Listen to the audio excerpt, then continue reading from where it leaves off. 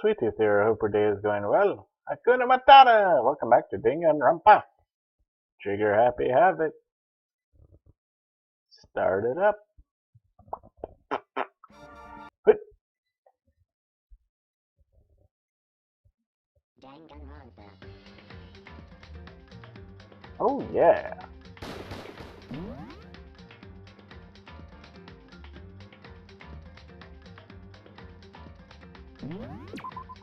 This one, I believe. Yep, that's the right kind of mood.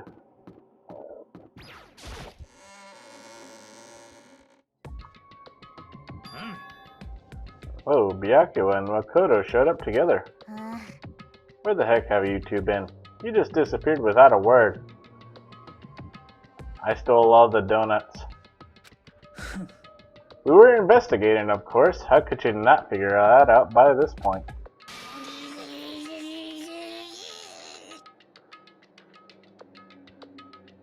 I'm just gonna ignore that. What, are you jealous? Or are you making up some kind of creepy fantasy for yourself? All the time. All the time. Stop talking and brace yourselves. He'll be here any second. Any second. He could show up at any time. And I imagined what was about to happen. I immediately tensed up and prepared myself. But flashback. Oh, okay, never mind. We stood there for 5 full minutes waiting for something weird to happen, and 5 minutes became 10. What's going on here? Why hasn't Monokuma shown up yet? Maybe he died again. What should we do? Should we keep waiting here, or what? Jesus. Did I scare you? I demand an explanation. Why did you waste my time and make me wait like that? What? I made you wait. You got it all backwards. You're the ones making me wait. Huh? I'm waiting for everyone to arrive. Can't start till everyone's here, now can we? What are you talking about? Everyone is here. We've all been waiting for you. Sorry, but you're wrong.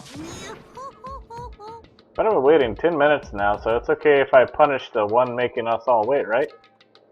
If we all agree it's a violation, I'll arrange a punishment right now. It's me you're waiting for. I'm here. When we heard that voice, we all spun around to look. Mama? No. Oh. I'm here, and no rule's been broken. Kyoko! Kyoko, you're still alive. Not a ghost, Yasuhiro. Stop talking. If you want to fight, do it at the class trial. You need to save some of the fun for later, right? But is it okay that there's no particular penalty for being late? I made it here just fine. What school regulation did I violate? Am I wrong? You're so selfish, so spoiled. You're right. There's no penalty officially, but I bet you'll be sorry later. No, I'll make sure you're sorry later. Anyway, hustle your butts onto the elevator. I'll be just one step ahead of you. Monokuma was gone. We all rushed up to Kyoko. Kyoko! So you really didn't die? Of course I didn't die. Thank God, I'm so glad you're okay. Perhaps, but that's not necessarily a good thing for us. Huh? He's right, now we gotta deal with the ghost. I told you, stop talking. Come on, let's just go. Whatever we need to discuss, we can do it during the trial. Without ever looking directly at Kyoko, Byakuya stepped into the elevator. Yep. Good call. Who knows what might happen to us if we take too long? I'll be happy when this trial is over. One after another, everyone piled into the elevator. But I couldn't help myself. I had to talk to Kyoko before the trial started. Listen, before we get started, I have to ask you. Good conversation. Where have you been this whole time? You used that key of yours to go somewhere, didn't you? So? I went to investigate the second floor of the dorms. The second floor? There aren't any monitors or cameras there, so I was able to avoid Monokuma completely. Of course, I also missed his announcement because of that. I had no idea a body had been discovered. Then, when did you find out? Just now. Finished my search and came back down. Just in time to hear the class trial announcement. I took some time to go over the crime scene first. I can't go to a trial completely uninformed, can I? So that's why you were late. Sorry I kept you all waiting. But if you were on the second floor of the dorms, then that's where the key you found goes to? Actually, to be precise, not quite. I used Monokuma's secret tool, which can open any lock in the school. What?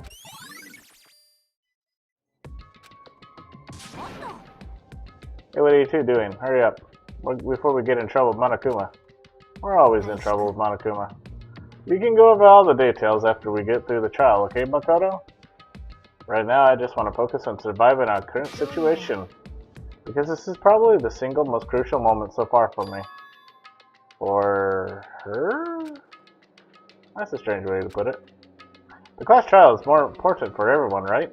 Why would she say it's a crucial moment for her? Well, if that's all. Seemingly unconcerned, Kyoko made her way to the elevator. I'm just overthinking what she said, right? I don't know, Makoto. I don't know. Being the last one left, I stepped into the elevator. Backwards. Moonwalking. And the door slid shut. This time the clunking was loud enough to hurt my ears, and the dread began to consume me once again. I can't imagine ever getting used to the mental pressure that comes with preparing for an execution. In that dusky darkness, nobody said a word. We just stood there, silent and still. After an immeasurable period of time, the doors opened without warning. While you're moving? A dazzling light penetrated every depth of my eyes. But it wasn't the illuminating light of hope. It was a blinding light of despair.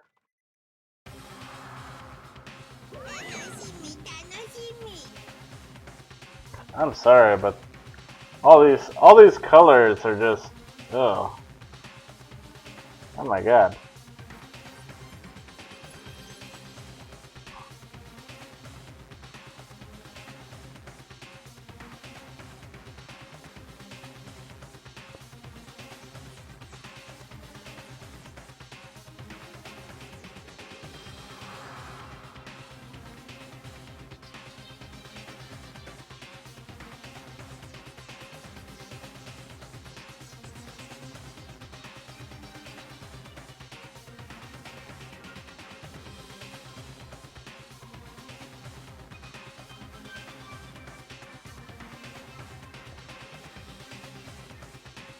Been waiting for this. I feel like it's been forever since we got together like this. The time for pointless jokes and jabs has passed. Let's get on with the show. And so the curtain opened for the 5th time. A deadly judgment, a deadly deception, a deadly betrayal, a deadly riddle, deadly defense, deadly faith, a deadly class trial. Yes, I surely do.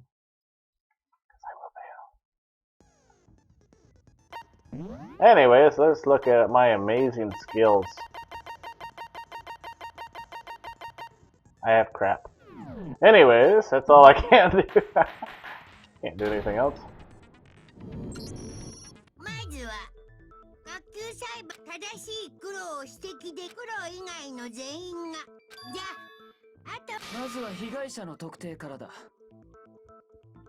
Well then, let's discuss the specifics of the victim.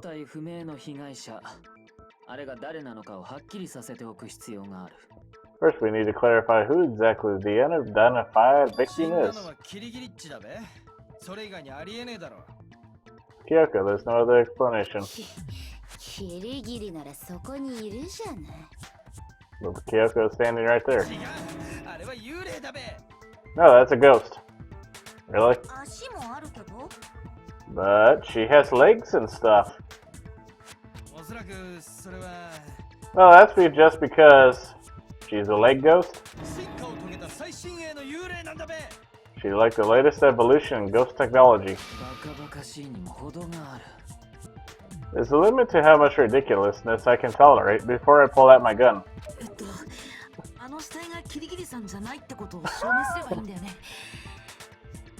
Okay. So I just have to prove that the corpse isn't Kyoko, right?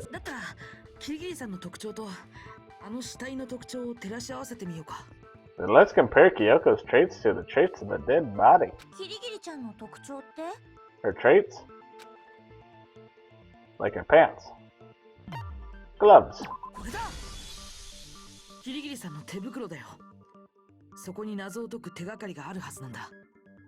I'm talking about her gloves. They'll give us some insight into the mystery, I'm sure of it.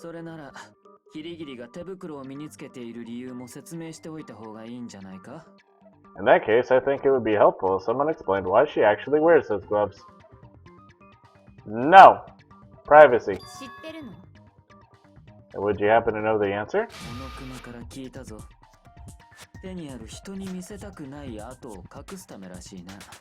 In fact, Monokuma told me, apparently you have scars on your hands you don't want anyone to see.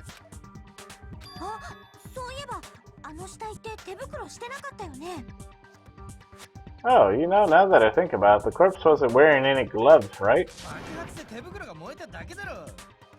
They probably just got burnt up in the explosion.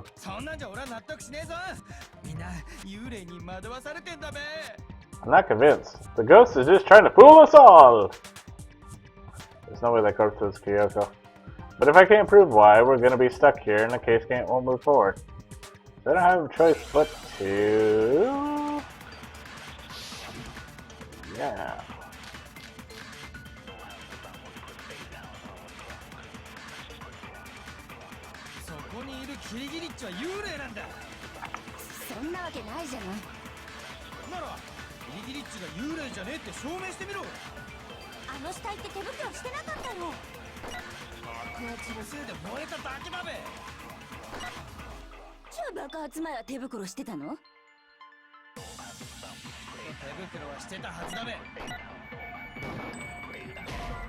Nope, that's not it.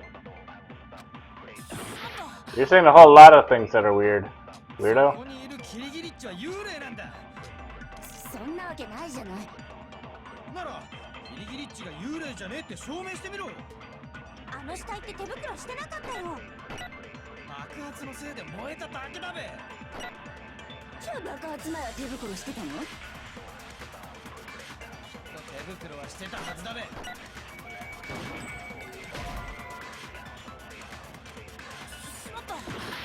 I don't know, man.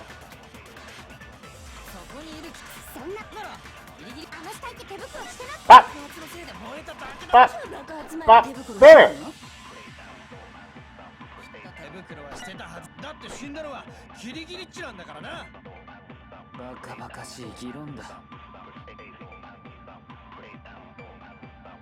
I know that body isn't Kyoko's, and I know how to prove it.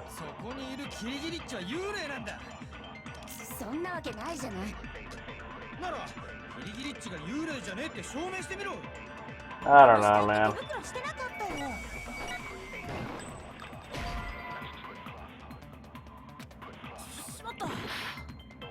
I don't know, man. I don't know.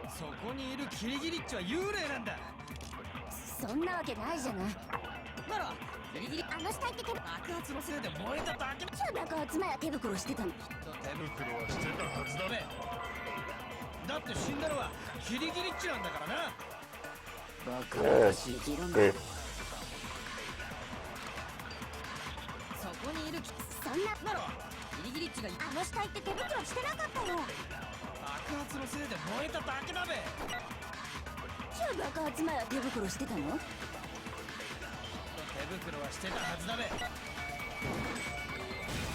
Got it. I knew it all along. I knew all along. Ow! Ow. No, there's no way the corpse was wearing gloves. You weirdo.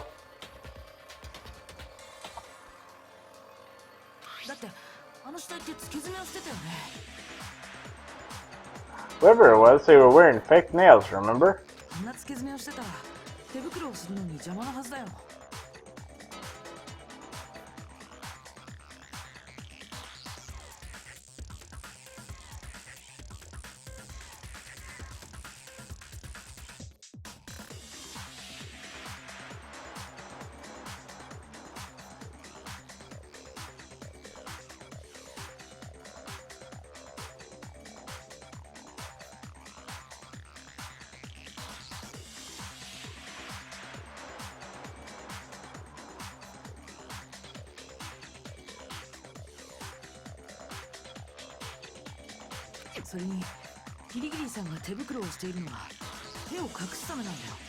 She says Kyoko wears gloves to hide her right hands, right?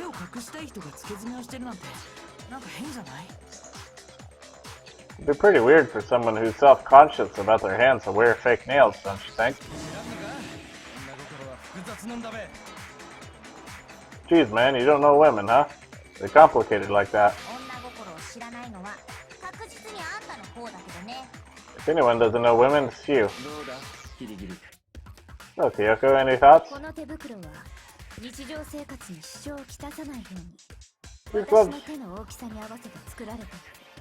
These gloves were custom made to the size of my hands to make sure they don't interfere with my daily life.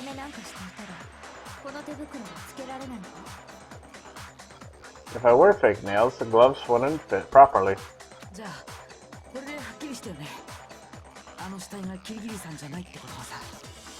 And that's that. The dead body doesn't belong to Kyoko. It should have been obvious, and she's standing right here.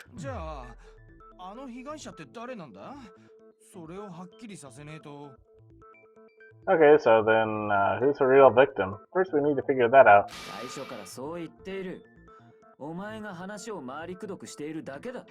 That's the first thing I said. You're the one who's been dragging us around in circles. Identify the victim.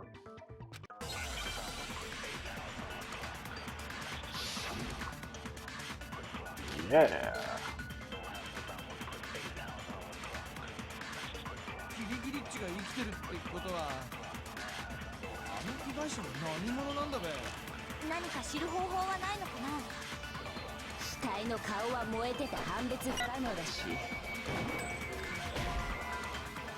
That was perfect. I don't know, man. These trials are so weird.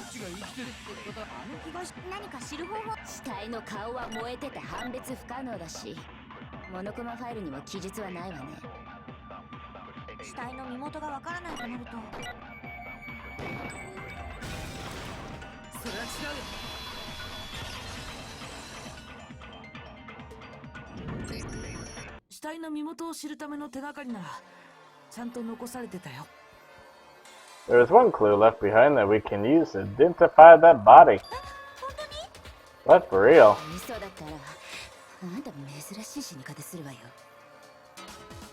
Don't you threaten me, Toko. I'll say you're the blackened right here now.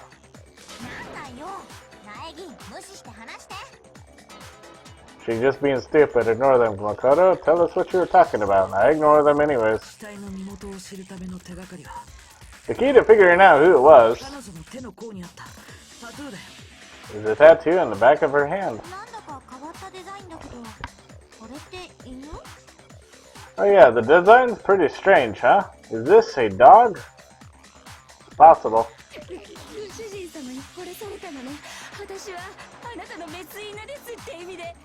I'm not even gonna repeat that. Seriously, they really did something that humiliating?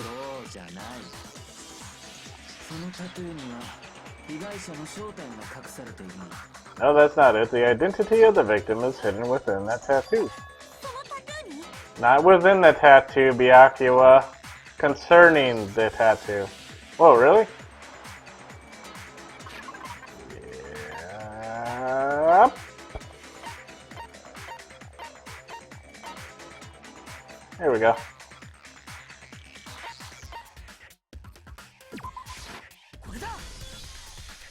傭兵部隊フェンリル。戦場ムクロが所属してた傭兵部隊の名前だよ。The Fenrir Mercenary Corps? That's the name of the military group Makoto Ikosaba belonged to. Okay, so...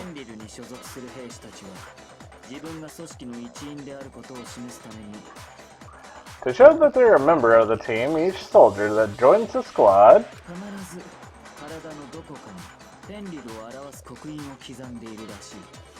will get a tattoo representing Fenrir somewhere on their body.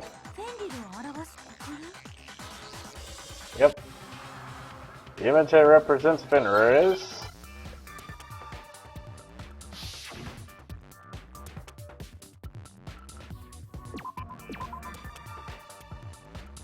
Really? You just want me to spell wolf? This is silly.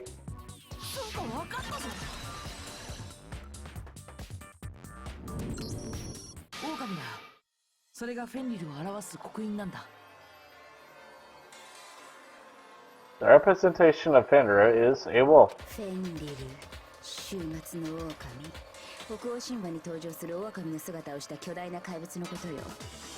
Fenrir, the wolf of Ragnarok, is from Norse mythology, a huge, world-ending wolf beast. Or in some cultures, a dog.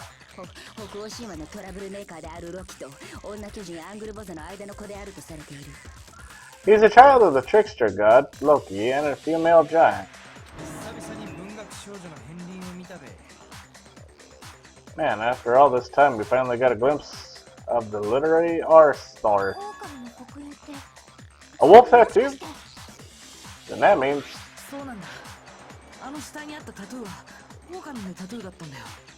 Exactly, the body we found had a tattoo of a wolf.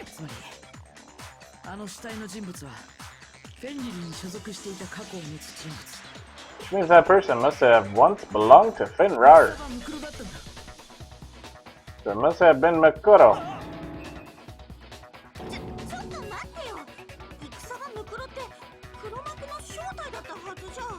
Isn't she the one that was behind the whole thing?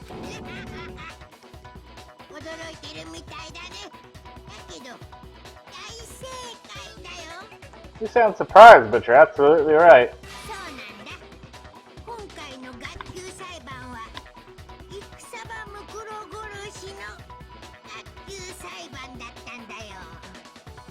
Yes, indeed, this trial is time to solve the murder of Makoto Ikosaba.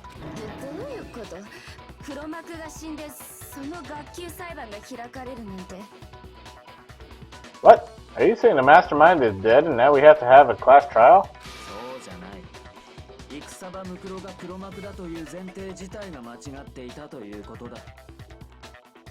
No, it means we were wrong in thinking that Makoto was the mastermind at all.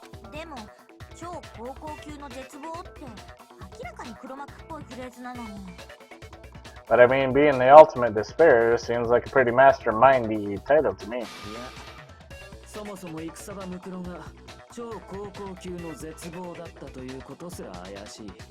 Maybe we shouldn't have been thinking about her as the ultimate despair in the first place.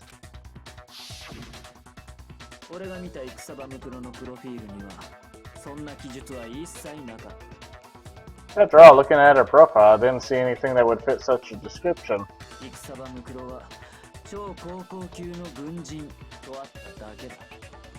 All it said was that she was the ultimate soldier.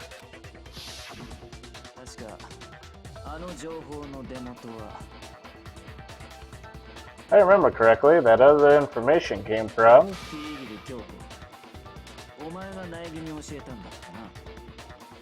Kyoko, that's what you told Makoto, right?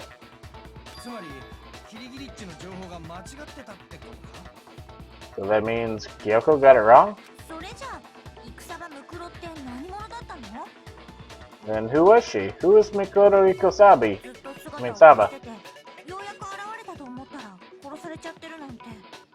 She's been gone this whole time.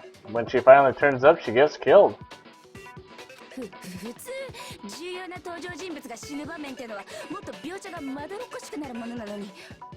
Usually when there's a scene where an important character dies, it has a lot more detail.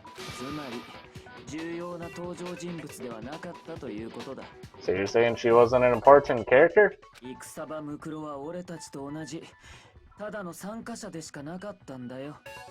Which would mean she was the same as us, just another participant. And who's the real mastermind? Must have been the Hope Peak Academy headmaster after all. No, the headmaster had nothing to do with it.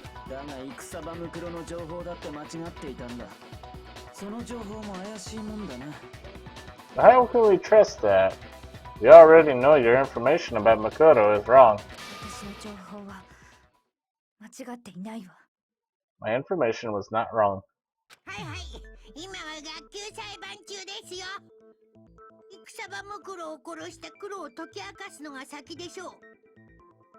Okay, we're in the middle of a trial right now. Figuring out who killed Makoto is first and foremost.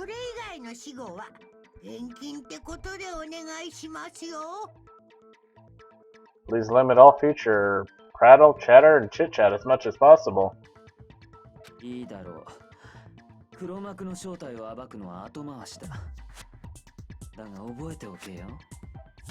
Fine. Covering the identity of the mastermind, we'll have to wait.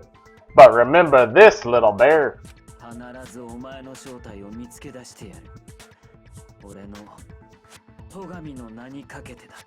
You already said that before, Byakuya, but we all know what happened. We got stuck outside the headmaster's door. You wanted Toko to go get a pickaxe, but she wouldn't get a pickaxe, so we just sat there.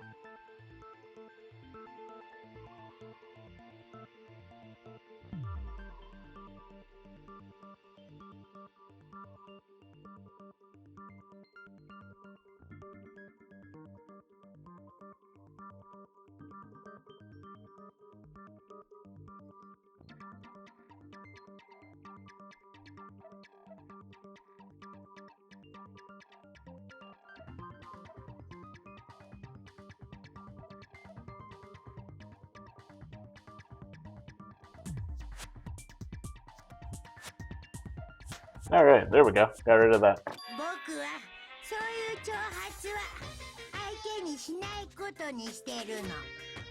I have officially decided to completely ignore all such attempts at provocation.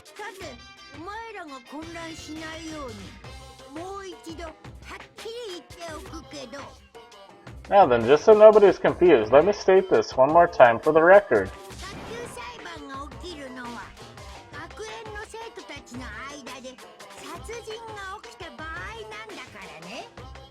The reason we're having a class trial is because a murder among the students has taken place.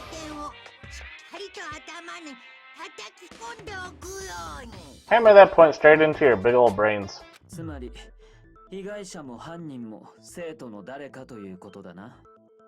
What you're saying is that both the victim and the culprit are part of the student body?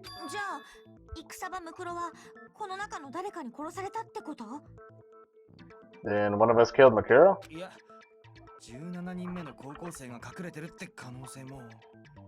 Well, no, there's a chance that there's some mystery 17th person who's been hiding all along.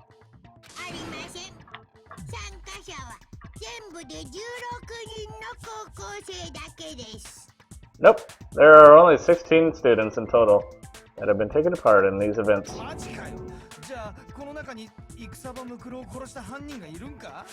Seriously? Then one of us killed Makoto? Who did it? Who's the killer this time?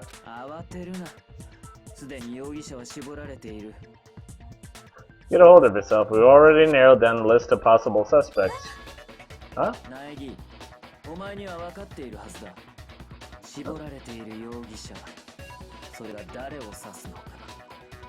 Sure you realize who I'm talking about, right, Makoto? The evidence points to Makoto and Kyoko.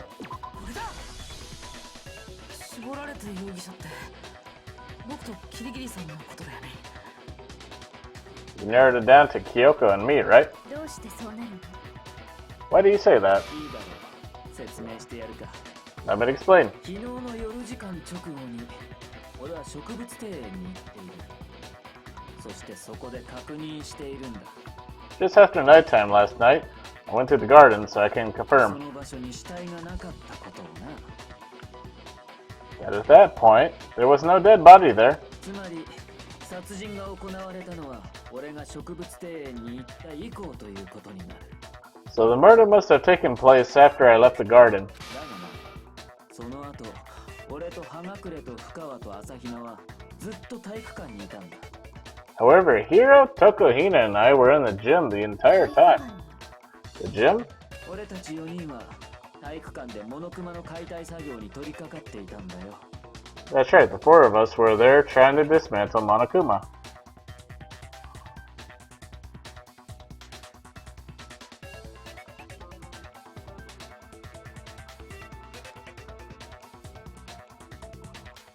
その間、俺たちは警戒のため単独行動を避けていた。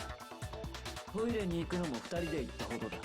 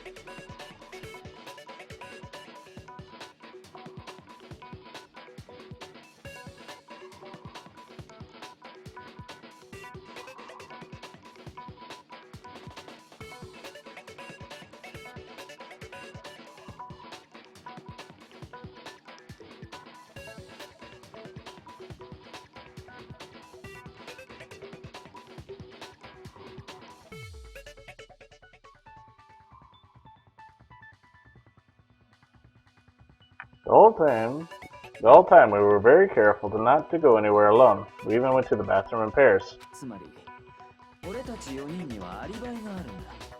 それも完璧なアリバイがな。 All of which is to say, the four of us all have alibis, the only ones without alibis. 逆に私と苗木君にはアリバイがない。だから容疑者は絞られてると言ったの。 Are me and Makoto, that's why you're able to narrow down a list of suspects. そういうことだ。 Exactly so. So the only suspects now are me and Kyoko. Damn it, can't let this stand. Somehow I have to clear my name. あのさ、ちょっといいかな。さっきのアリバイについてなんだけど。 I have something I'd like to say regarding the whole alibi thing. 反論があるのか？ I think of raising an objection. 反論の前に殺人が起きた時間帯をもう少し正確に割り出したいんだ。 Well, before that, I just want to try and get a better idea of what time the murder took place. 何かわかるかも。 Doing that might reveal some kind of clue. にしろ。誰か協力してやれ。 Whatever you want. Somebody go ahead and help him out. トガミッチと一緒に植物庭園に死体がないのを確認してるぞ。あれは夜時間直後、夜10時くらいだったべ。 Say it's been around 10 o'clock. つまり殺人が起きたのは夜10時以降だべ。そこから死体を発見するまでの間が殺人が起きた時間帯ってことでいいんだよね。あれ、でも私たちが死体を発見したのって何時くらいだったっけ？ツルハシを取りに行った深ワッチが最初に死体を見つけたんだな。 9 o'clock. 死体を発見したのは9時だったはずだよ。だって深川さんがツルハシを取りに行ったのが。 But it must have been discovered at 9 a.m. since that's when Toko went to get the pickaxe.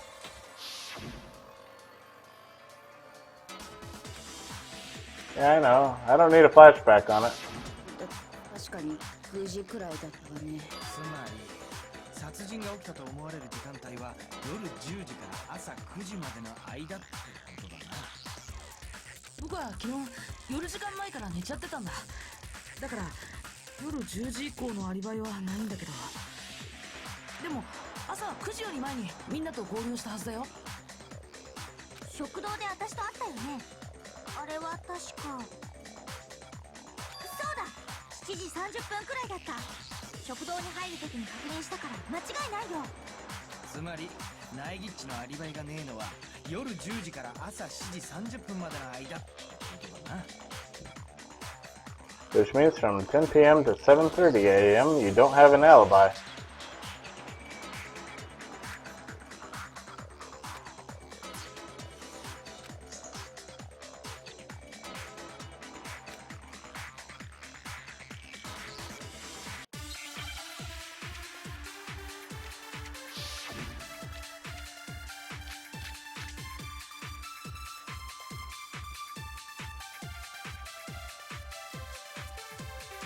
殺人が起きたと思われる時間帯は夜10時から朝9時までの間だ。Huh. 一方ナイギッチのアリバイがないのが夜10時から朝7時30分までの間だったよね。それだけの時間があれば殺人は可能なはず。ナイギ、何か反論があるなら言ってみろ。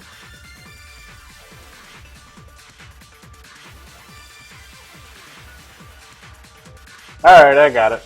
殺人が起きたと思われる夜10時から朝9時までの間だ。一方ナイギッチのアリバイがないのが夜10時から朝7時30分までの間だったよね。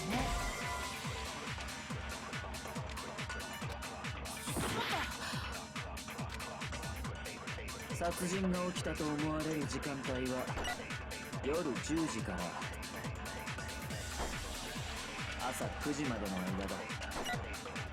一方ナイギッチのアリバイがないのが夜10時から朝7時30分までの間だったよね。それだけの時間があれば殺人は可能なはず。何か反論があるなら言ってみろ。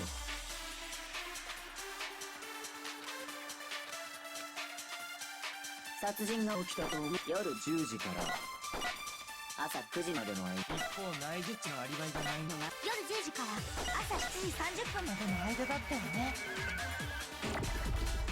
それだけの時間があれば殺人は可能なはず。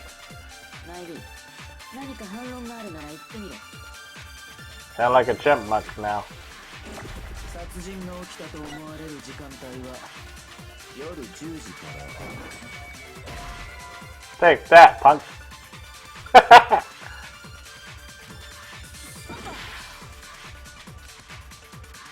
殺人が起きたと思われる時間帯は夜10時から朝9時までの間だ。一方ナイギッチのアリバイがないのが夜10時から朝7時30分。それだけの Alright, let's go one more time in a circle. So tedious. Shut up. Shut up.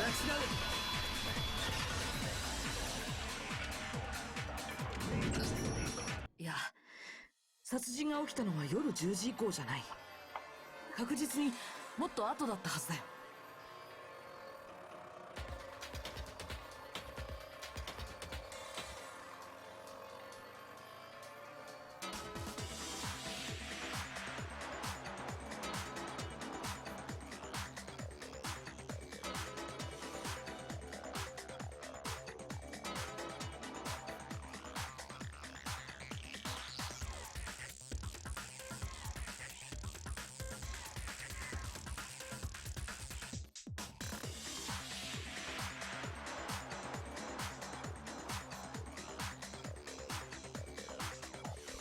Actually, the murder couldn't have happened anywhere near 10 o'clock. It would have taken place way later. なぜそう思うんだ？ What makes you say that? 植物庭園のスプリンクラーだよ。 Because of the sprinklers in the garden. あのスプリンクラーは毎朝7時30分に水がまかれる設定だったよね。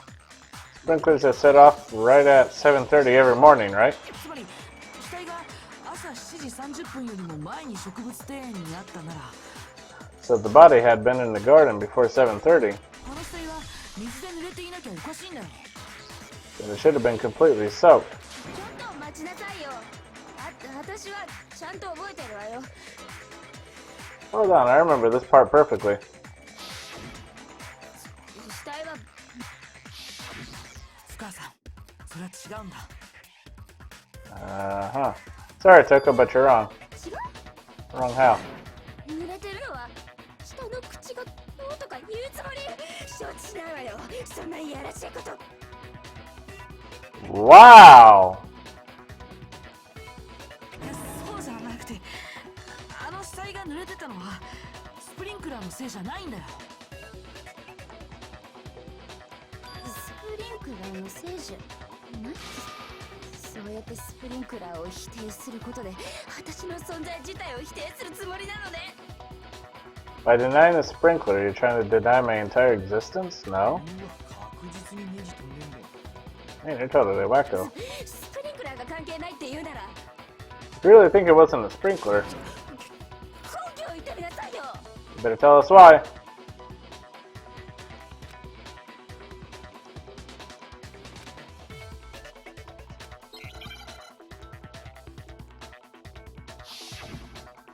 Uh-oh. 認めないから迷惑なのよ。知らないわよ。待ちなさいよ。私が正しいのよ。迷惑なのよ。知らないわよ。待ちなさいよ。私が正しいのよ。認めないから。私に責めるの。認めないから迷惑なのよ。知らないわよ。待ちなさいよ。スプリンクラーが関係ない根拠ってない？これで証明するよ。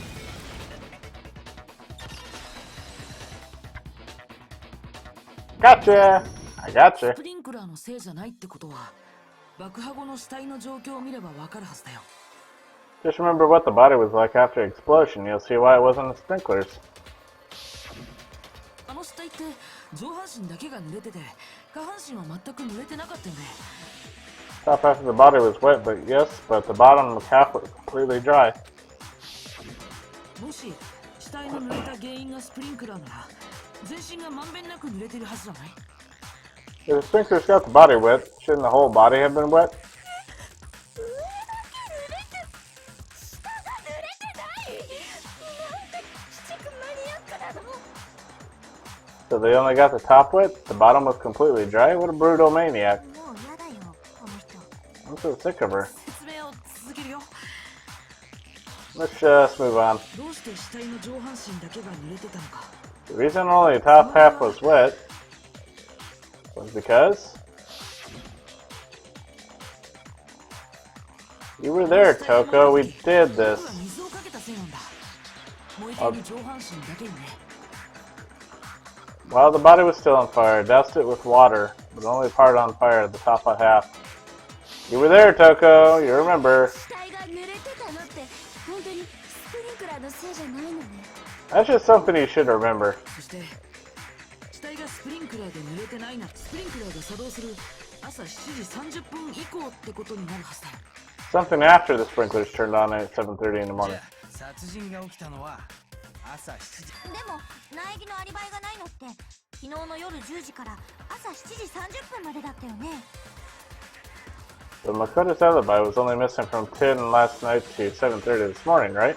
だったら苗木っちに犯行は不可能だべ。苗木っちのアリバイも成立じゃねえか。 So there's no way Makoto could have done it. I guess you had an alibi after all. Good for you. そうなるとアリバイがないのはキリギリだけということになるな。 In which case, the only one left without an alibi is Kyoko. Kyoko's the only one without an alibi, which would mean that Makoto's killer is... No, I refuse to believe it. Kyoko murdered someone? 一 That's... つだけ言っておくわ。 I'd just like to say one thing. 私がここで処刑されたらこの学園の謎は明らかにならない。 If you vote for me and I die here, The mystery of this school will stay hidden forever. だから絶対にそうはさせない。 Which is why I can't let that happen. Huh? つまりお前は犯人ではないということか？ So are you saying you're not the culprit? 当然でしょ。私が犯人なんてそんなわけない。 Of course I'm not. I have no reason to kill anyone. これは黒幕の罠なのよ。 This is a trap the mastermind has laid for us. 黒幕の罠？ A trap? この後に及んで僕のせいにする気？ We're this far into the game and now you decide to blame me? 苦しいよ。そりゃ苦しいって。そんな言い訳が通用すると思ってんの？ Stop wasting your time. Stop wasting the energy. You really think your little trick is gonna work? お前は黙っていろ。 Shut up, you. はい、黙ってまーす。 You got it, boss. Shut it up now. だがキリギリ、お前には戦場ムクロを殺す動機もあったはずだ。 Anyway, Kyoko, you actually did have a reason to kill her. 動機？ Huh? Did she キ did? リギリは戦場ムクロを超高校級の絶望と言っていた。つまり黒幕だと思い込んでいる。 She thought Makoto was the ultimate despair. In other words, the mastermind behind everything. だからこそ戦場ムクロを殺し、全てを終わらせようとしたんじゃないのか？ So she killed her to try and put a stop to all this. Isn't that right, Kyoko? だが実際は違った。戦場ムクロは黒幕ではなかった。そこにキリギリの誤算があった。 But you made one catastrophic mistake. Makoto wasn't the mastermind at all. キリギリにとっては予想外とも言えるこの学級裁判が始まってしまった。 And as a result, we were forced into another trial, something I'm sure you weren't at all expecting. それがキリギリの動機？ So that was her motive. 動機があってアリバイがないとなると、これはもう確実にキリギリッチが犯人なんじゃ。 She had a motive and no alibi. Well then, I think it's pretty clear Kyoko's gotta be the culprit. アリバイがないのは私だけじゃない。苗木くんのアリバイは不十分よ。 I'm not the only one without an alibi. Makoto's explanation is still insufficient. Huh? 死体がスプリンクラーで濡れていないから殺人が朝7時30分以降に起きたとは言い切れないわ。 The sprinklers didn't get the body wet, but that doesn't mean the murder happened when he said it did. どうして？ What are you... 死体をスプリンクラーで濡らさない方法があるからね。 Because you see, there is a way the body could have avoided getting wet. 面白い。言ってみろ。 Interesting, I'm listening. 現場にあったあるものを死体にかぶせれば濡らさずに済んだはず。 All it would take is covering the body with a certain something to keep it from getting wet. こ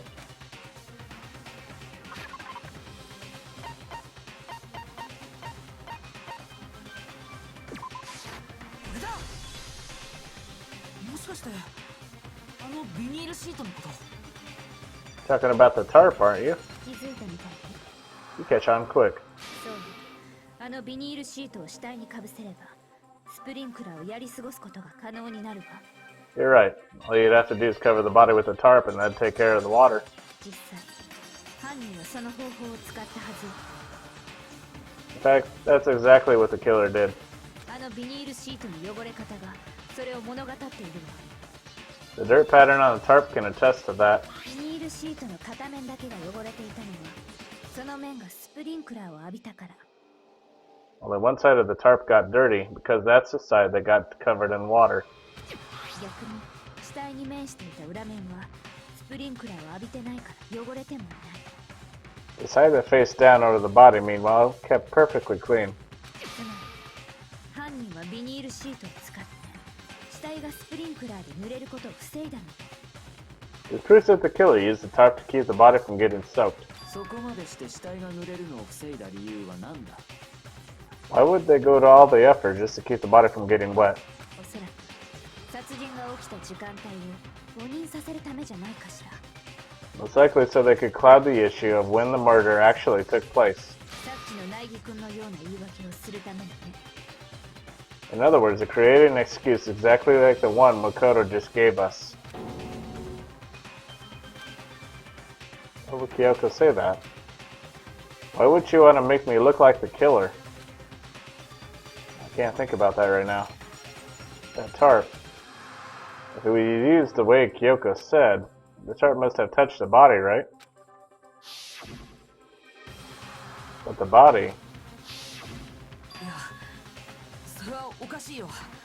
Wait, something's not right.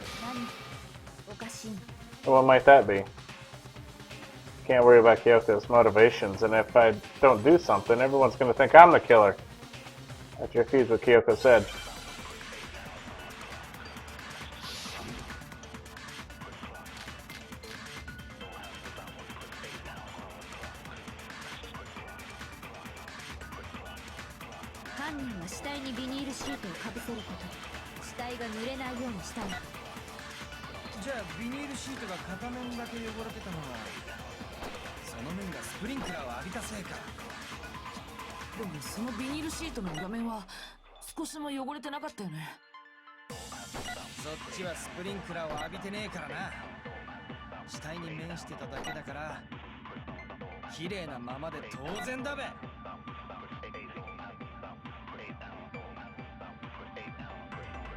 I remember the blood on the body hadn't dried yet. Yakuwa even warned us not to touch it to avoid getting any blood on us.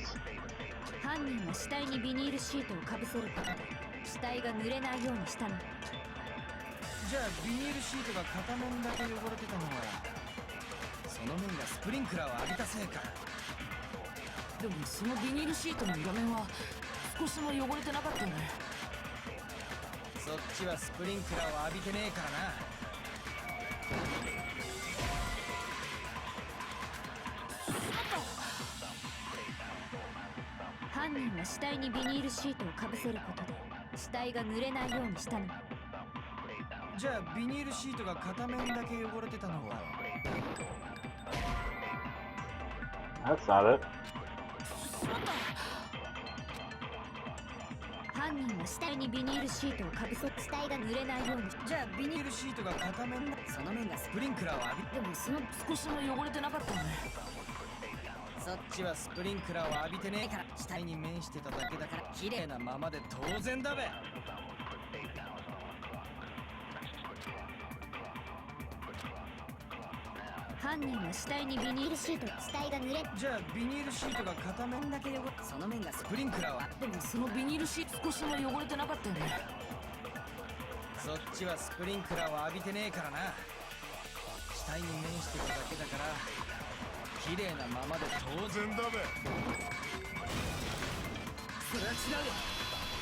Oh!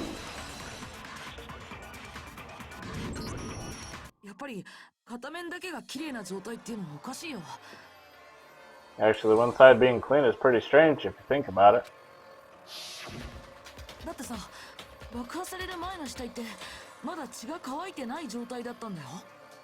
Because the blood wasn't dry before the body got blown up, right?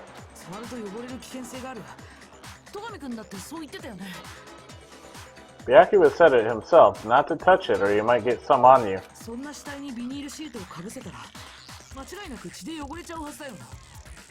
If you put a tarp on a body in that state, it absolutely would have gotten blood on it.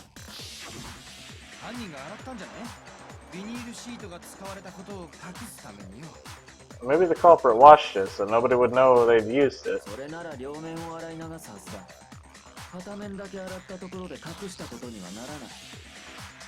If they had, they would have washed both sides, but washing the one side wouldn't hide anything. Yeah, that's true.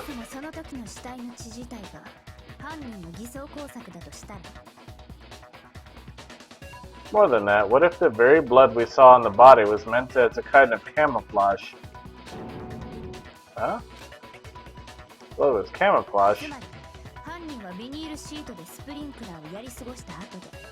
What if after the killer used the tarp to avoid the sprinklers, they then covered the body in blood that didn't belong to the victim?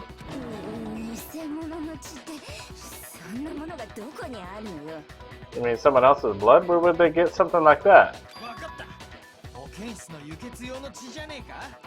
I know, they could have grabbed some of the blood packs from the nurse's office. 前に山田っちが死んだふりをした時、あいつはあの血を使ってたはずだべ。 That's what Hifumi did, right? When he pretended to be dead? いいえ、今回の殺人で使われたのはあの血じゃないわ。 No, that's not what happened this time. 犯人は現場の植物庭園から偽物の血を調達しているはずよ。 The killer got the blood right there in the garden.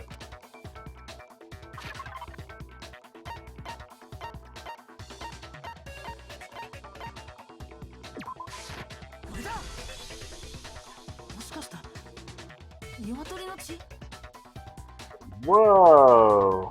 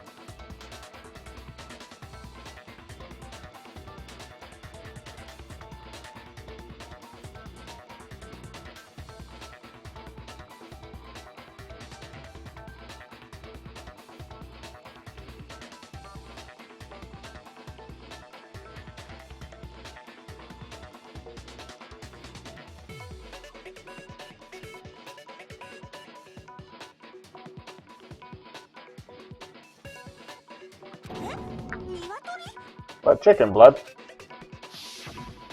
事件前に植物庭園の飼育小屋を見たときは、そこに鶏が5羽いたのに。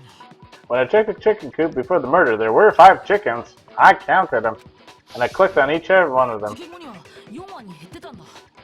But after the murder, there were only 4 of the unmoving chickens, ones that never moved. つまり犯人は鶏を殺してその血を使ったってんか？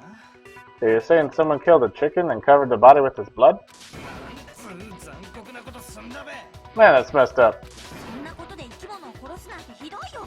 どうせだったら私が食べたのに。 Kill everything just to do something like that is awful. It should have at least been eaten. 犯人がわざわざ現場から血を調達したのは自分が歩き回る姿を目撃されたくなかったからかしら。 I wonder if the killer had to get the blood from the scene so they wouldn't be spotted walking around. とにかく実際に鶏が減っていることが今の推理の根拠になるはずよ。 Anyway, there's no denying that a chicken went missing, which provides a basis for my theory. だとしても少々引っかかるな。 Perhaps, but even so, there's one thing that still doesn't make sense. 犯人はビニールシートでスプリンクラーをやり過ごし、その後で偽物の血をまいたと言ったな。 You said the culprit used the tarp to avoid the water and then covered the body in blood, right? だが死体の上から血をまいたなら周辺の床にも血が流れてしまうはずだ。 But if that's the case, then the blood should have soaked into the ground around the body. あの時の死体は違ったぞ。血で汚れていたのは死体の服だけだった。 That's not what we saw. Only victim's clothing had blood on it. 周辺の床は全く汚れてなかった。 The ground was completely clean. 確かに周辺の床が全く汚れていないのは変ね。 I have to agree, that certainly is strange. だとしたら犯人はその場で血をまいたんじゃなくて前もって白衣に血を付着させておいたのかもね。 Maybe they didn't apply the blood at the scene. Maybe they covered the coat in blood beforehand. 前もって白衣に血を。 They covered it beforehand. あなたたちが発見した時の死体ってその白衣をちゃんと着ていたの？ When you discovered the body, was it wearing the coat like you normally would? 確か。 I think so. いや、袖を通していなかった。上から白衣をかけられただけの状態だったよ。 Wait, no, the head was through the neck hole, but the arms weren't in the sleeves.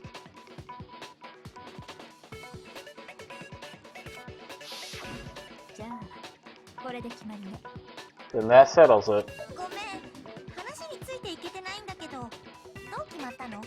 Sorry, I'm having a time keeping up. What settled with what? つまり殺人が起きたのはスプリンクラーが作動するより前だったのよ。Here's what happened. The murder took place before the sprinklers went off.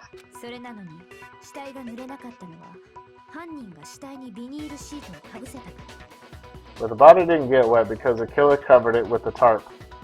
そしてその後犯人はビニールシートを回収するのと同時に And later, at the same time, the killer was gathering up the tarp. あらかじめ偽物の血で汚しておいた白衣を死体の上にか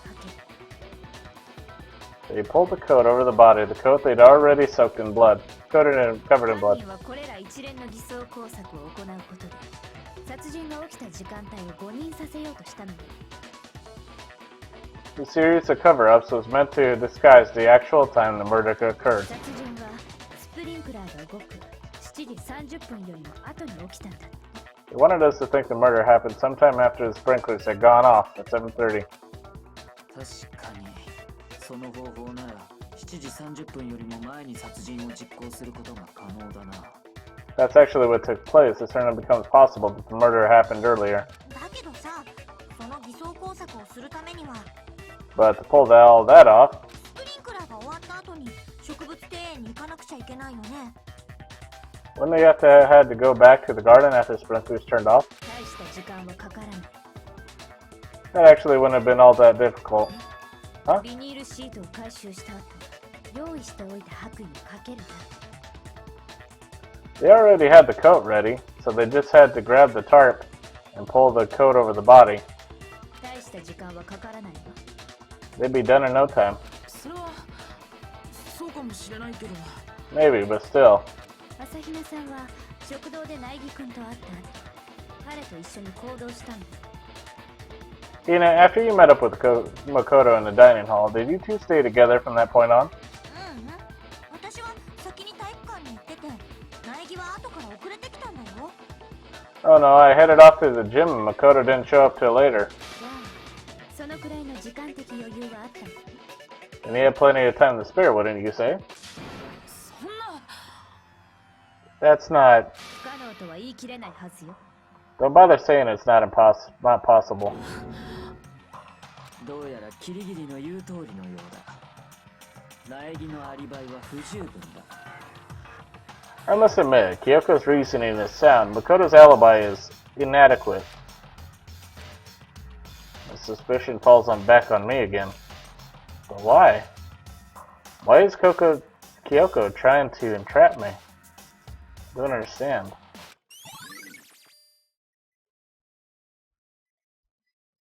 さてと、振り出しに戻ったな。Well, then it looks like we're back to square one. 苗木のアリバイが不十分となると、容疑者は苗木とキリギリの2人ということになる。Makoto's alibi is no good, so once again our suspects are him and Kyoko. リアルな話、どっちが犯人だべ。 Serious, man, which one of them did it? よっしゃ、思い切って運に任せっか。2分の1の確率だし。 Hey, why don't we let luck decide? Let's flip a coin, 50-50 odds. だろう？ナイスアイディアだべ。 See, pretty good idea, right? そうじゃなくて、すごいこと思い出しちゃったんだけど。 No, not that. I just remember something serious. なんだ、言ってみろ。 Well, don't just stand there, out with it. あのさ、現場に黒焦げになったナイフが落ちてたでしょ？ You know that knife we found all black and burnt? ああ、爆発前の死体に刺さってたやつだべ。 The one we found stuck in the body before it exploded, right? モノクマファイルによると、腹部から背中までぶっ刺さってたらしいぞ。 According to the Monokuma file, the knife went all the way through the back, front to back. で、そのナイフがどうした？ So, what about it? あのナイフ、どこかで見た気がしてたんだけど。 Uh-oh. I'm pretty sure I'd seen that knife somewhere before. それを思い出しちゃったんだよね。 That's what I thought when I first saw it. I just remembered. What's more important? Now that we have the knife, what are we gonna do with it?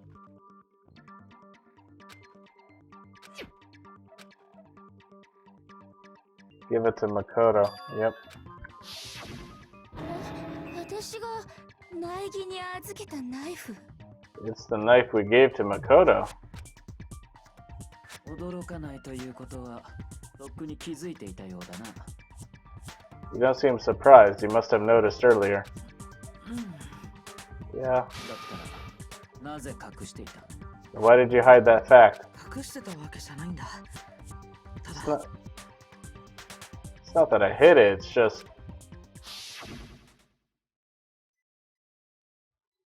Can't be sure what actually happened last night. Thought maybe I really did kill her.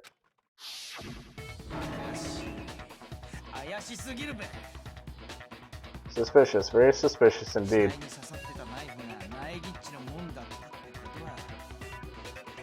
The knife we found stuck in the body came from Makoto.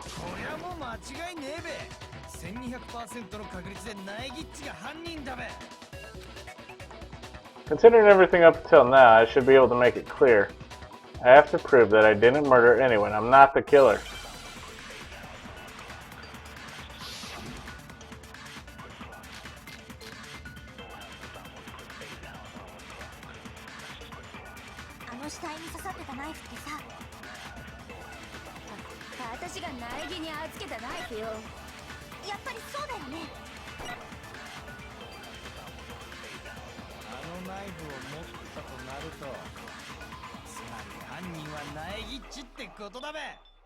ナイフを預かってたからってどうして僕が犯人ってことになるの？だってナイフの傷が致命傷だろ？だったら間違いねえべ。おめえがあのナイフでブスリとやったんだ。名義まこと恐ろしい男ね。Stab, stab.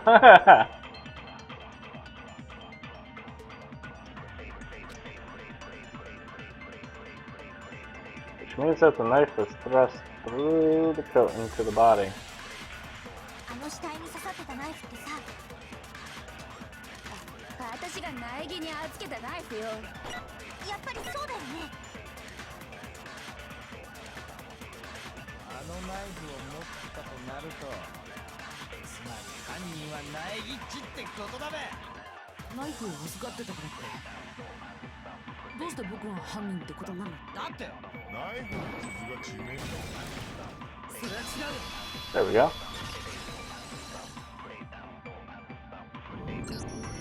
いや、そもそも戦場袋の致命傷はナイフの傷じゃなかったんだ。Woo!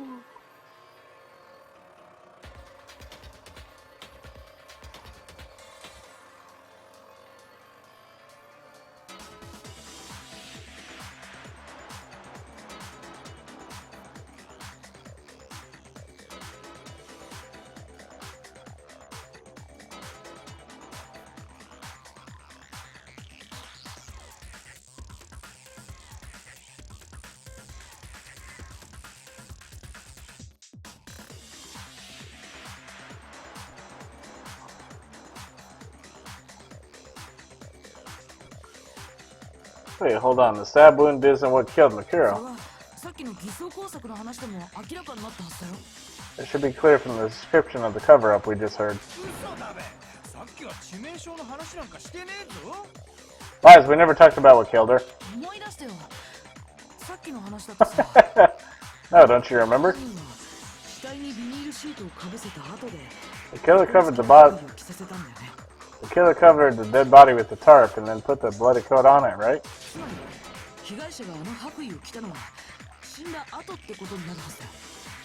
In other words, the victim never wore that bloodstained coat until after they were dead. Okay, fine, so what? So when we discovered the body...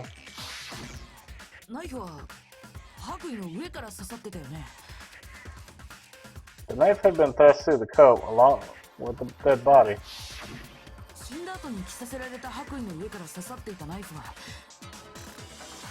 Meaning if she wasn't stabbed until the coat was put on, then she was already dead at that point.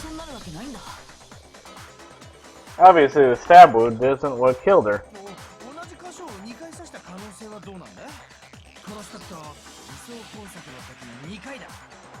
Maybe you stabbed her twice, once to kill her and once to cover it up.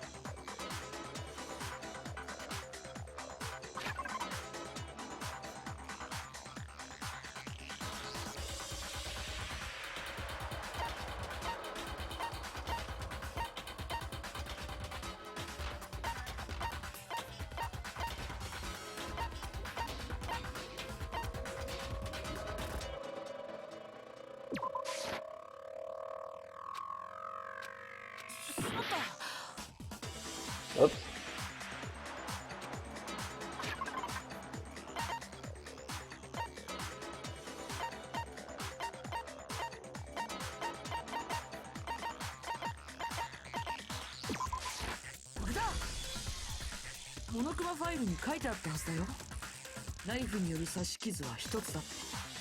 Monokuma file clearly states that there was only one stab wound. Yeah, I sure did. I totally forgot about that. Then the knife? Just another piece of camouflage set up by the true killer.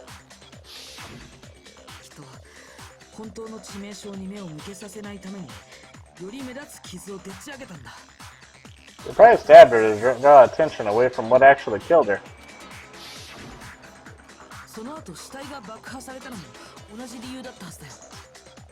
Exploding the body afterwards probably meant to do the same thing.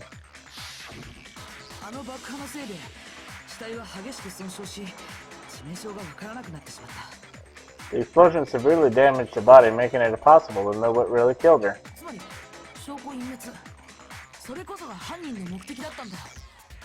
It was all the killer's attempt to destroy all evidence of their crime.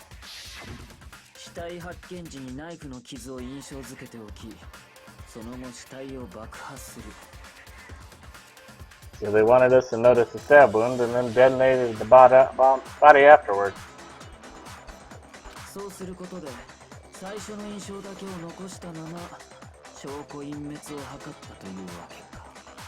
They meant for us to latch onto the knife as the cause of death and destroy any evidence proving otherwise.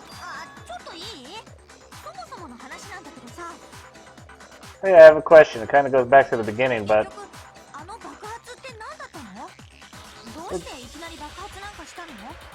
what's to do with that explosion anyway? Why'd the body just blow up all of a sudden like that?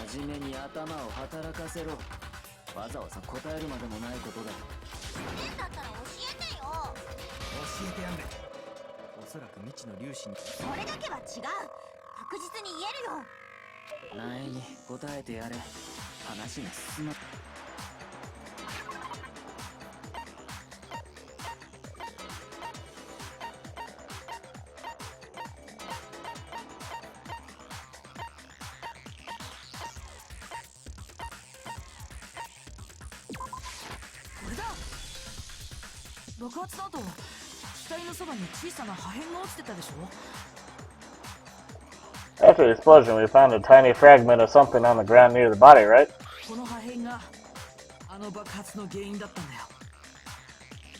That fragment reveals the cause of the explosion.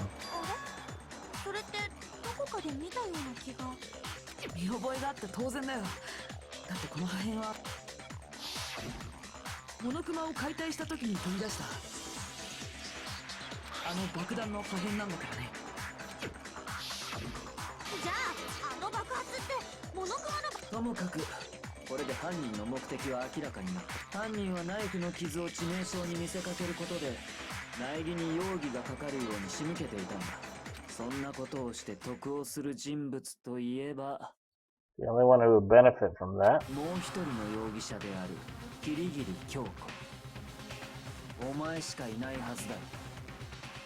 Is the only other possible suspect, you, Kyoko. Hold on a second, Byakuya. What's the problem?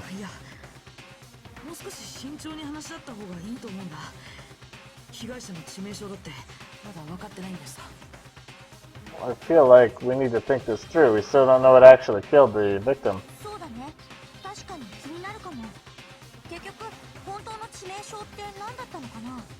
That's true, it's definitely bugging me. What really killed her? Fine, I had no problem with that. Let us continue the debate. I'll change the facts of the case regardless.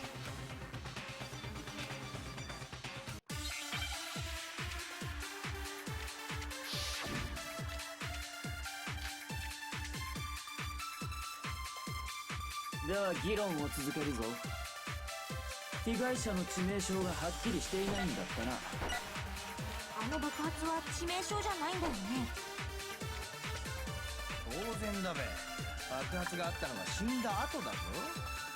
ナイフも関係ないのよね。だとすると他に怪しいの。モノクマファイルによると、そうだ、後頭部に殴られた跡があったんだ。それ以外にもこの被害者全身に無数の傷があったらしいよ。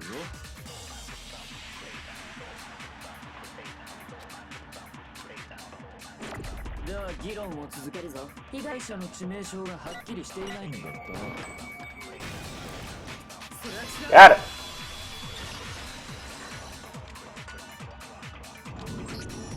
イキサバムクロの致命傷は後頭部に打撃痕だったはずだよ。Could have died because of the blow to the back of the head she 全 suffered. 身の無数の傷ってのは、あれは事件とは関係ねえのか？ What about the wounds all over the rest of her body? They didn't have anything to do with it? モノクロファイルによると、あれは以前からあった古傷らしいんだ。Monokuma found makes it clear that those weren't fresh wounds. 古傷じゃ関係ねえか。Yeah, good point. If they were old, I guess they don't really matter. では間違いないな。あいつの致命傷は後頭部の殴打だったようだ。Okay, then we're safe in assuming the blow to the back of her head is what killed her. じゃあ凶器って？ Then what was the murder weapon? モノクマファイルには鉄パイプ程度の太さの棒状のもので殴られたって。Monokuma file said she was hit it with a blunt object, about as thick as a metal pipe. ことはツルハシだな。 But it was a pickaxe. どうしてそうなるのよ。ツルハシで殴ったら王だどこ。きっとツルハシを逆に持って持ち手の柄の部分で殴ったんだべ。無理よ。重さのバランスが悪いもの。威力のある一撃なんて不可能だわ。なんなら試してあげるわよ。さてはおめえ間違ったふりして金属の方で殴るつもりだな。その後あんたの汚いのお味噌取り出して床に叩きつけて唾を吐きかけてやるのよ。Guys? 気が合うな。合ってるのそれ。凶器ならすでに見つかっているぞ。見つかったんですか？さすがは白夜様。なんだべ本当の凶器って。ナイミ、答えてやれ。お前にも分かっているはずだ。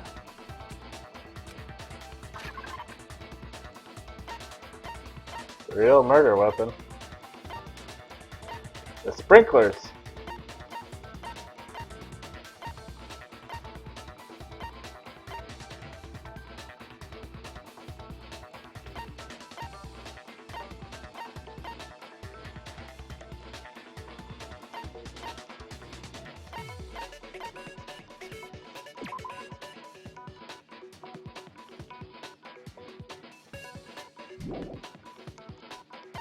I had no idea, man.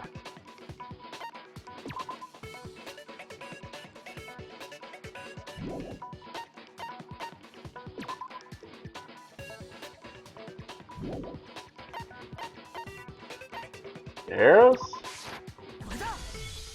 Really? イキサバムクロの後頭部を殴打した凶器は Really? Arrow was hit in the back of the head of something that's what killed her. 武道場のロッカーで見つけたジュラルミン製の矢だよ。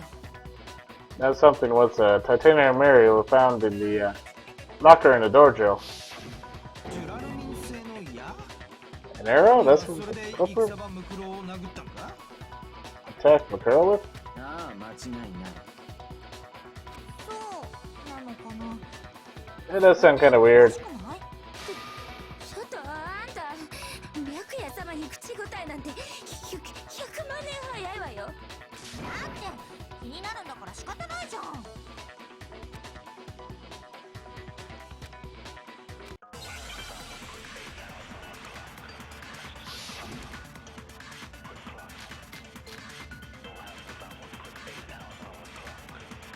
武道場のロッカーにあったジュラルミン製の矢。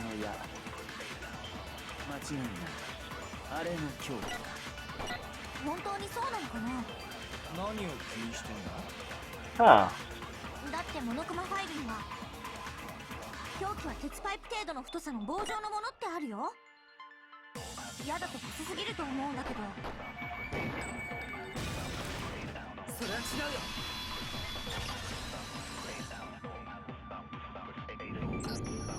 確かに矢だけだと細すぎる。だから犯人はもう一つの凶器を使ったんだ。 That's right. Just the one arrow would have been too weak. That's why the killer used another もう weapon. 一つの凶器。 Another weapon? 武道場のロッカーの中には丸められたガムテープもあったんだ。 Say, the dojo locker, we also found a balled up wad of duct tape. きっと犯人はこのガムテープを使ってジュラルミン製の矢を束ねたんだよ。 So they'll probably use this duct tape to bind out multiple arrows together. 矢をガムテープで束ねることによって鉄パイプ程度の太さの凶器を作り上げ、 Bundling them together using the duct tape would easily create a single weapon as thick as a pipe. それを凶器として使ったんだ。 That's exactly what the killer did. 3本の矢の教えと同じね。戦国武将である毛利元就が息子たちに説いた教え。1本では脆い矢も束になれば頑丈になる。そうやって3兄弟に結束を訴えかけたのよ。残酷な話だべ。深いよ、聞いてないでしょ。とにかくこれで凶器も分かったはずだ。そしてそれらの凶器を武道場のロッカーに隠した犯人こそがキリギリ京子。 It was you, Kyoko. 私は武道場なんかに行ってないわ。 I've never been to the dojo. いや、お前は間違いなく武道場に行っている。 I know you absolutely have. 言い切れるの？ You say that with such も confidence. ちろん証拠があるからだ。 We have そう proof. だよな、前に。 So we have proof, of course. Don't we, Makoto? ん What's the どうし matter? た？まさか犯人をかばうつもりじゃないだろうな。 Surely you don't intend to protect a murderer. そんなことをしてどうなるか分かってるのか？ You know what will happen if you do, don't you? もしお前がかばった人物が犯人だったら、その先に待っている結末は Careful for the culprit. There's only one thing that could lead to 俺たちの全員の死なんだぞ。 death of us all, remember? もちろん分かってるよ。 This I remember. だったらお前の手で示してやれ。キリギリが武道場に行った証拠をな。 Show us. Show us everyone the evidence that proves Kyoko went to the dojo.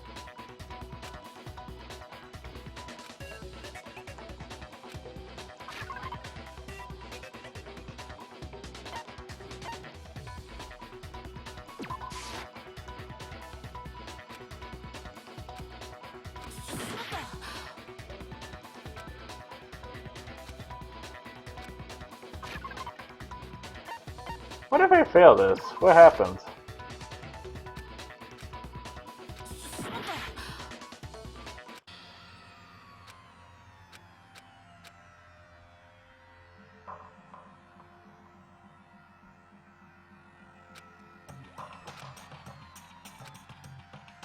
僕たちはここで諦めたりしないぞ。 Huh. 確かに矢だけだと細すぎる。もう一つ。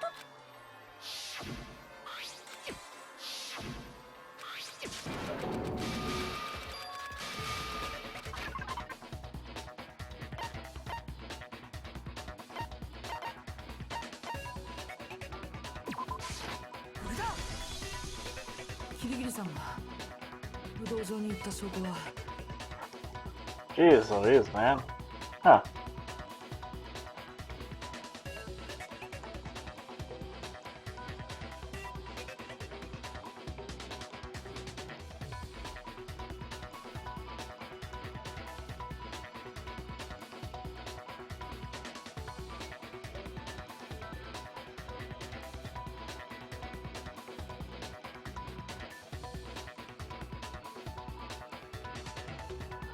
Chris Kyoko was in a dojo is right ロ here. ッカーの鍵だよ。 Key to the dojo locker. そんなものがどうして証拠になるの？ How does that prove anything? これがキリギリさんの部屋に落ちてたからだよ。 Because I found it in your room. 私の部屋に。 It was in my room. とぼけても無駄だ。 We bothered trying to play dumb. それにこの鍵だけじゃない。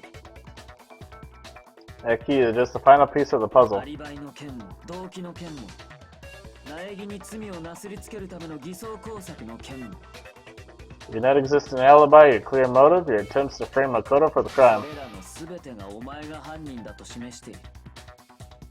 あ、ちょっと待って。 Hold on a second. お前はどうしてもキリギリをかばいたいらしいな。 Not this again. You really are dead set on defending her, aren't you? いや、かばうとかそういうことじゃなくて。 Well, it's not that I want to defend her. It's just キリギリさんに聞かなくちゃいけないことがまだ残っているんだよ。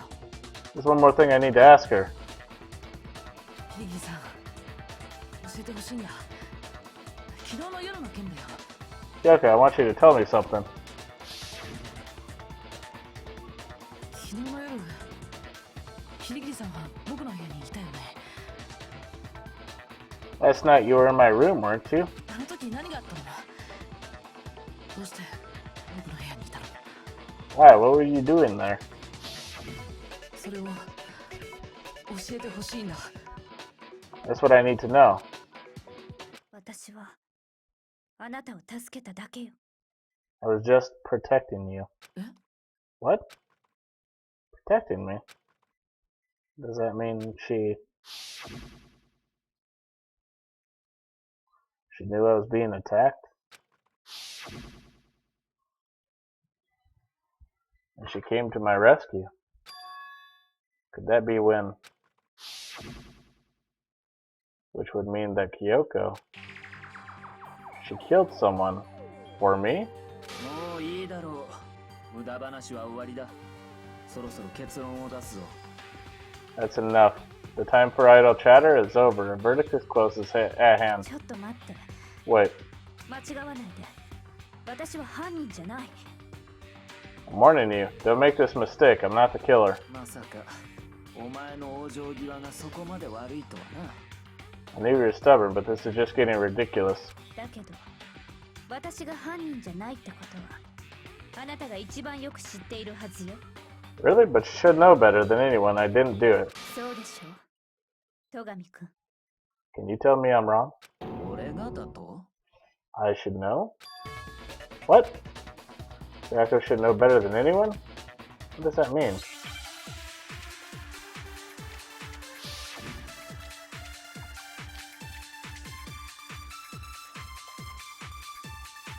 今の言葉はどういう意味だ？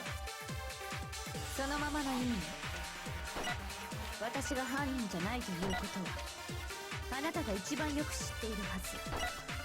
戸上っち、なんか隠してんのか？白夜様が私に隠し事するわけないじゃない。キリギリ、お前が犯人ではない根拠があるとでも言うのか？さっきのあなたたちの推理だ。私は武道場のロッカーに証拠を隠し、その鍵を自分の部屋に置いたらしいわね。本当に私にそんなことができたのかしら。 Wait, Kyoko gave her room key to Byakuya, right? Which would mean 今の言葉はどういうそのままの意味。私が犯人じゃないということをあなたが一番よく知っているはず。戸上っち、もう白夜様が私に。キリギリ、お前があるとでも言うのか？さっきのあなた、私は武道場のその鍵を自分の部屋に置いたらしいわね。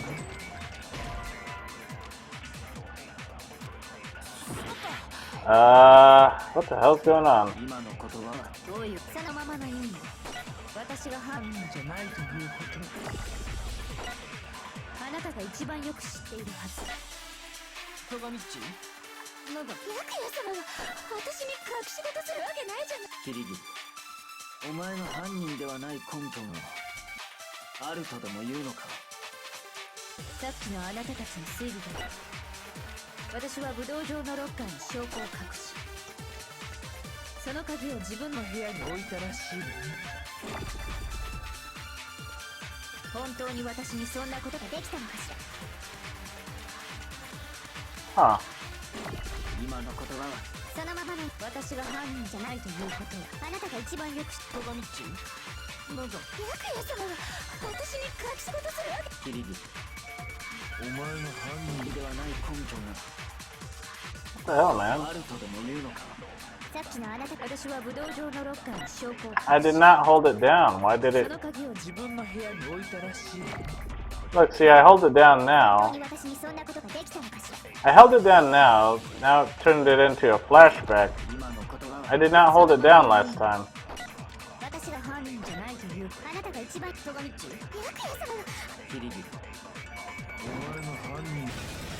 There.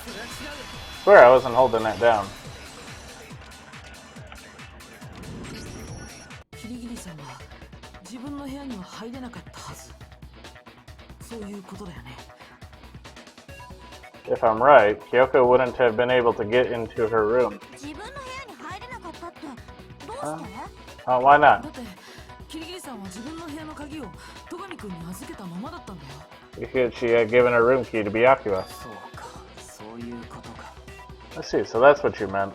俺がお前の部屋の鍵を持っているということは。 And if I had the key to your room, 鍵を持ってない私は自分の部屋に入ることができない。 then obviously I had no way of getting in. つまり自分の部屋に武道場の鍵を置くことは不可能だ。 Without my room key, I couldn't have possibly put the locker key in there myself. そうでしょ。 Am I wrong? 確かにそうなるな。 It would appear not. やっと分かってくれたみたいね。 And you're finally starting to understand. It's not actually true. It was a clear contradiction in what Kyoko just told us, an obvious lie. This isn't just isn't like her. Trying to save herself with such a desperate lie. Does she really feel that threatened? Because she's the killer? Or is it something else? Is there some deeper meaning hidden in what Kyoko said earlier? If you vote for me and I die here, the mystery of the school will stay hidden forever. Which is why I can't let that happen. This is a trap the mastermind has laid for us. The mastermind's trap. The mastermind's trying to trap Kyoko? But what if that's not really true? What can I do? What should I do? What should I... The mastermind's trap? The victim was Mikuro, and Kyoko killed her? What does Kyoko really know? What am I supposed to do? Kyoko's lie. I'm the only one who knows it's a lie. I'm the only one who can expose it.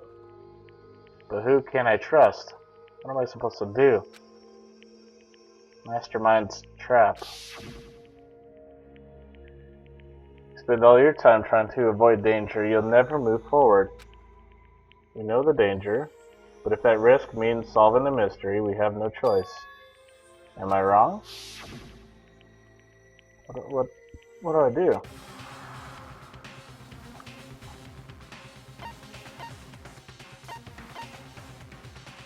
Pursue the lie, let it go, run away.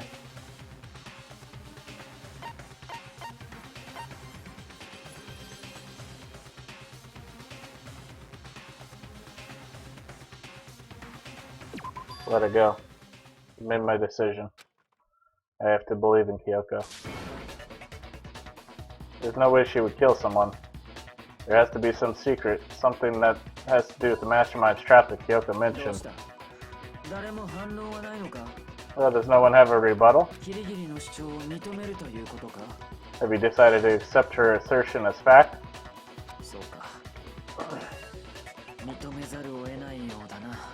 I see, so you still refuse to accept it.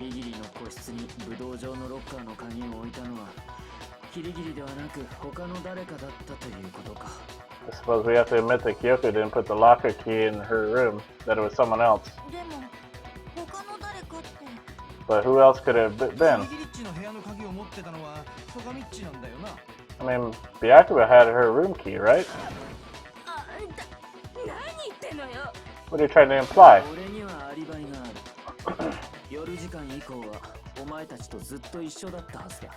But of course I have an alibi. From nighttime on, I was with you guys the entire time. I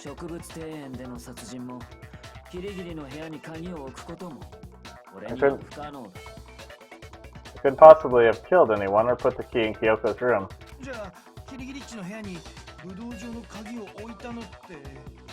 Well, someone had to put the key in there. only one other possibility I can think of. あらかじめ自分が持っていた鍵をあたかもその場で見つけたようなふりをした。 Someone could have had the key on them, then once they arrived at the scene, pretended to find it there. What? それって苗木のことだよね。 It had to be Makoto, right? そうとしか考えられまい。 I don't see any other option. ちょっと待ってよ。そうじゃないって。 Wait a second, you got it all wrong. もう一度考えてみようよ。この事件には何か裏があるはずなんだ。 Think about it one more time. There's got to be a hidden side to this case. Huh? A hidden side? そもそもこの学級裁判自体がおかしいんだよ。みんなだってそう思うでしょ。 First of all, there's something off about this entire trial. You all see it, don't you?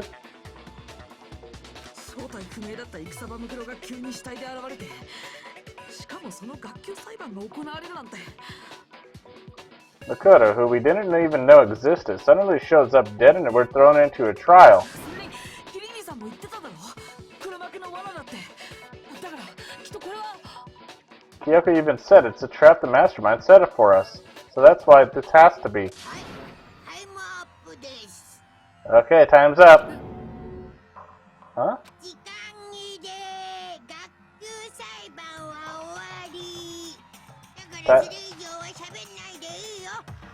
Time's up. Class trial's all over. Everyone can stop talking now.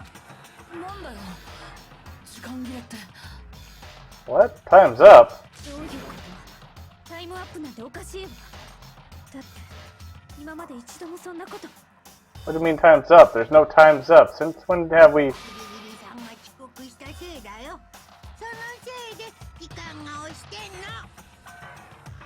It's because you were late, so we had to push back the start time.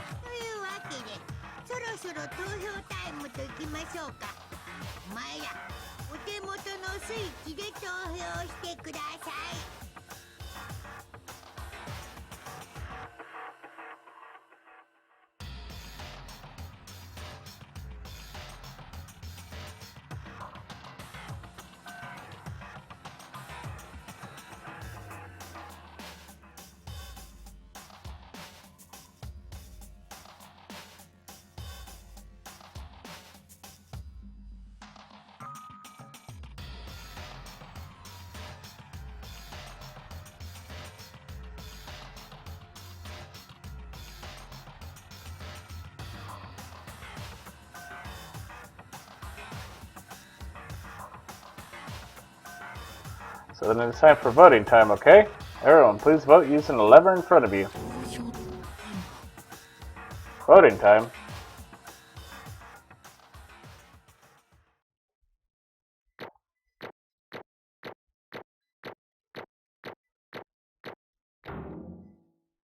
Got an A.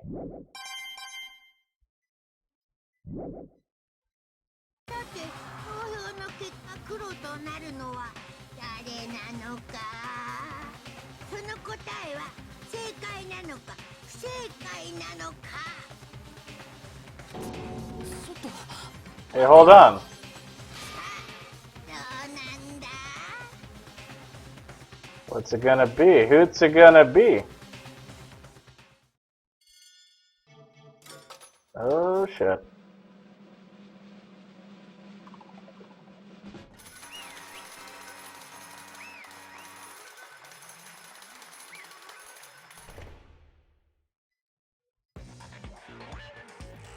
What?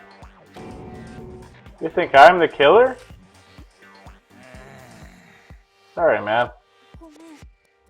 Yeah, sorry. Totally your fault.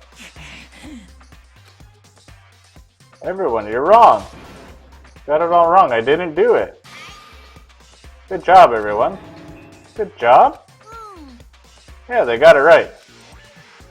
Oh, I know that's not true. None of this makes any sense. This whole trial doesn't make any sense. It makes perfect sense. The same as always. It's just like all the other class trials, and I'm gonna end it the same way. Time for your heart-pounding, positively thrilling punishment. Wait, why do I... Yoko? 許してもらおうとは思わないわ。すべて私の責任だから。I don't expect you to forgive me. I know this is all my fault. Kyoko? では張り切っていきましょう。お仕置きタイム。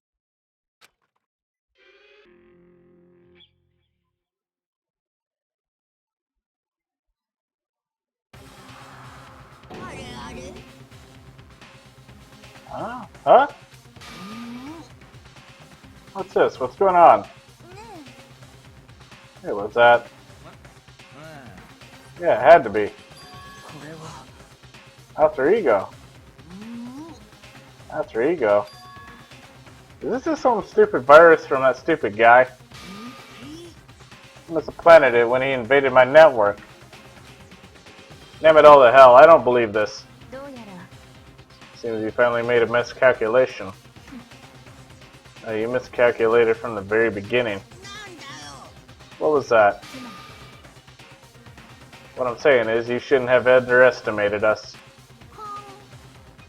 Why are you talking like you've already won? I barely felt a thing, it was a pinch, an inch. The stupid virus is gone now, got it? And so is Makoto. Maybe I didn't get to smash him flat, but you're never gonna see him again. To waste away in a garbage-strewn pit. In a way, that's even better special punishment.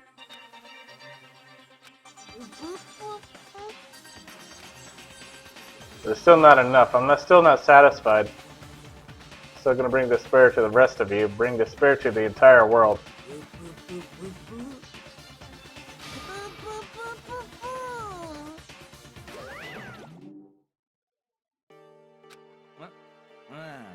See, gone? Hey, Kyoko, what's the meaning of all this? Just what the hell is going on? 落ち着いて It's okay, we're not the ones being trapped this time. Huh? つまり Now it's the mastermind that's ensnared. なんだと What are you talking about? それは You'll understand soon enough. Very soon indeed.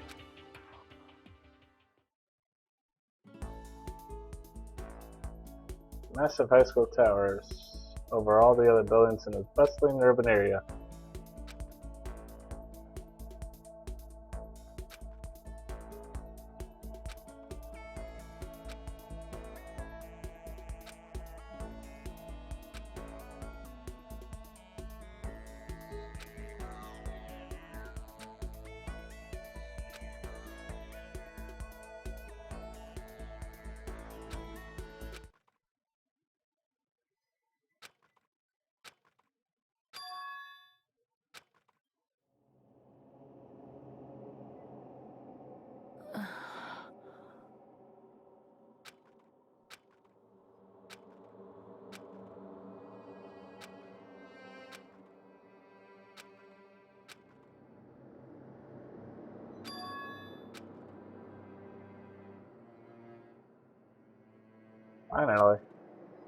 Finally feel my mind and body start to come back together again, and then I was awake.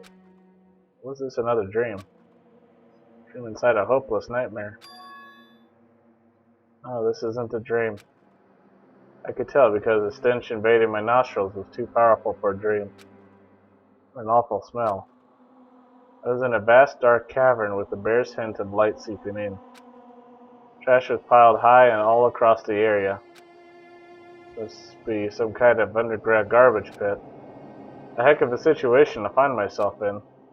That was just the beginning of my problems. Was I going to be stuck in there till I wasted away and died? No, I can't let that happen. Not after what my good friend went through to save me. I remembered all too well what had happened. Alter ego saved me. And he used up the last little bit of his strength to do it. So I can't give up now. For myself and for my friend. With that, my pursuit of survival began. First up was to start looking for a way out of here. Huh. Or another time. Alright. Anyways, that's going to do it for this video. I want to thank you for watching. Feel free to leave a comment. And I hope you have yourself a good day. This is Sweet Tooth signing off. Love you.